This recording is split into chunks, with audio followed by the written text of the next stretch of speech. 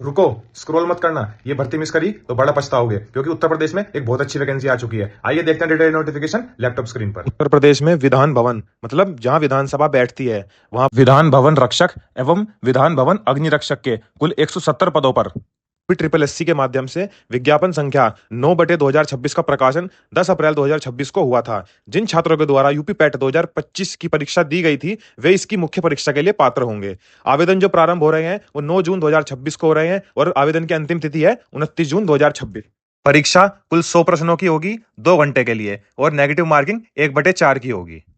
Fees जो निर्धारित करी गई है सभी श्रेणियों के लिए वह एक समान है, 25 रुपए। साथियों, क्वालिफिकेशन जो निर्धारित करी गई है इन दोनों पदों के लिए वह सरकार द्वारा मान्यता प्राप्त संस्थानों से 12th क्लास है। आयु सीमा जो दी गई है वह न्यूनतम 18 वर्ष से अधिकतम 40 वर्ष तक है।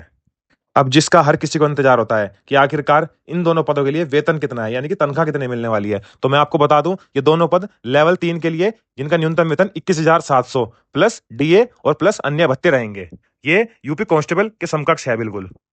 अब एक बात और मैं आपको बता दूं, इन दोनों पदों के लिए आपको कुछ शारीरिक मानदंड व शारीरिक दक्षता परीक्षा को भी पास करना होगा। कुछ अभ्यर्थियों के लिए हाइट जो दी गई है वो कैटेगरी वाइज अगर हम देखें तो जनरल, ओबीसी और एससी के लिए न्यूनतम 168 सेंटीमीटर ऊंचाई है और वहीं एसटी के लिए 160 सेंटीमीटर है। अब अगर हम सीने की बात करें तो फुलाने पर 84 सेंटीमीटर होना चाहिए और एसटी वाले अभ्यर्थियों के लिए फुलाने पर 82 सेंटीमीटर होने चाहिए, यानी कि न्यूनतम 5 सेंटीमीटर का फुलाव अनिवार्य है।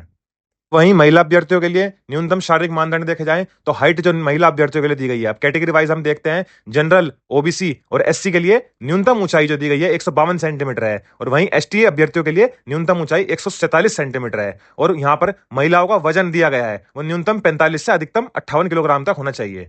अब एक प्रश्न बहुत अभ्यर्थियों का मेरे पास आता है, ईडब्ल्यूएस सर्टिफिकेट किस वर्ष का या किस वित्तीय वर्ष का होना चाहिए, तो यह वित्तीय वर्ष 2026-27 की आय पर आधारित हो और वित्तीय वर्ष 2026-27 हेतु मान्य हो।